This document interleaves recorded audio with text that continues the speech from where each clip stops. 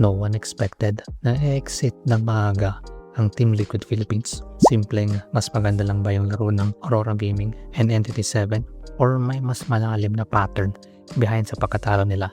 Tingnan ko yung game 2 loss ng TL page sa both teams and may mga nakita akong small details that may have been a factor sa outcome ng journey nila sa MSC group stage.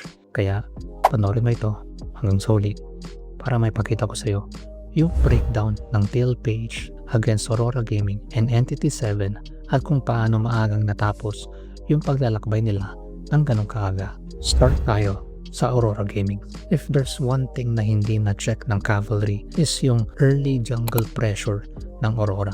And that started nung ginawa ng TL page yung usual na rotation sa pagkuha ng jungle beetle. However, instead kunin yung lizard, Aurora did the usual jungle rotation, rekta purple buff agad. Sa una medyo weird, but in the end, it makes sense kasi tapos nang kunin ng Harley yung first buff niya, si Carl, pakuha pa lang.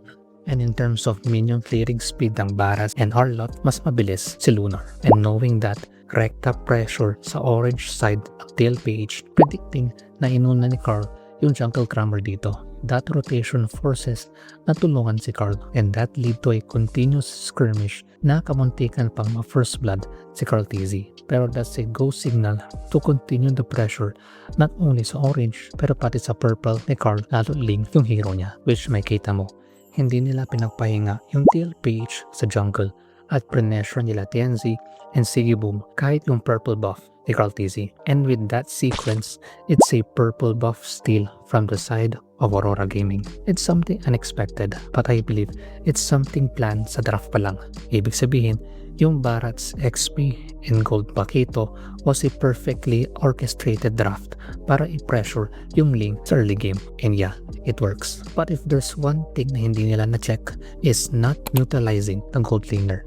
In short guys, naiwan sa kusina yung Pakito, medyo pinabayaan nilang tumaba. Kasi by the time nagka-clash and maganda yung teamfight synergy ng TL page, especially with their heroes. Pero kung pumasok na yung Pakito, haba boss, ano na, easy pitas sa dalawang malambot, and with that, wala nang firepower yung TL page lalo't na pressure yung Ling sa early game pa lang.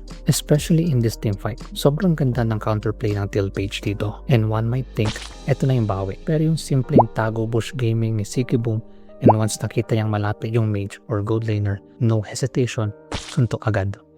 Next is against Entity7. Personally, better game ito kasi equal yung standing sa early game. Ngunit, subalit, datapwat, yung naging tide shifter is yung mispositioning ng TL page and yung the rest ng koponan sa bawat teamfight. Like dito, ang layo ng Melissa, Barats, and Hilda. Siguro knowing may burst yung Herara and Beleric ultimate yung nakuha ni Sanji, sumugal yung TL page na pumitas. Okay na sana, kaso nakapag-flicker palayo yung Eudora. And dahil malayo yung the rest ng mga kasama niya, it was already too late by the time parespo sina JP and Sanford. But if there's a mispositioning that really rubs me the wrong way, no matter how I look at it, is yung decision na ipadala yung Melissa sa opposite side of the Lord.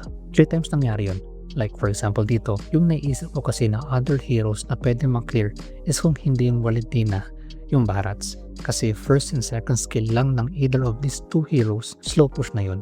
Though siguro did nila lang additional frontliner tapos isang burst mage with stun. Pero I will argue at this stage kaya nang tunawin ng Melissa yung mga tanky heroes ng Entity7. However, that did not happen and every time nagpapakita yung Melissa sa mapa, same pattern, laging nagzozone yung Entity7. Like dito sa second lord, nagpakita yung Melissa, ultra burst agad sa lord.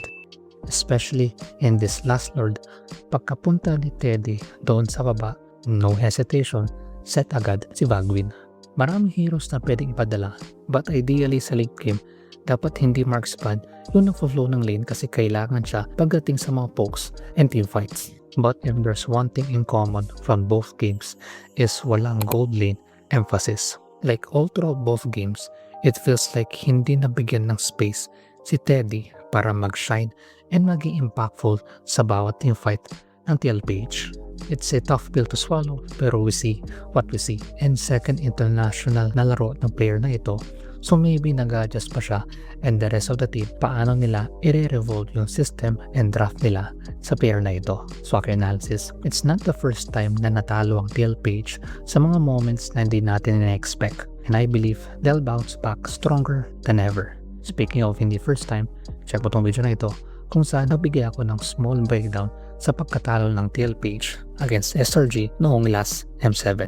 Check mo pagka di mo pa nakita. Eh kung di mo pa alam, ongoing na yung full breakdown analysis ko sa MPL page S17 Grand Finals Team Liquid Philippines versus Team Falcons. So kung di ka pa member, sali ka para maka-access ka sa mga full breakdown ko sa mga Grand Finals ng mga malalakas na teams sa mundo ng MLBB MPL Philippines. In English na rin siya, so open na rin for foreign viewers. Comment your thoughts below.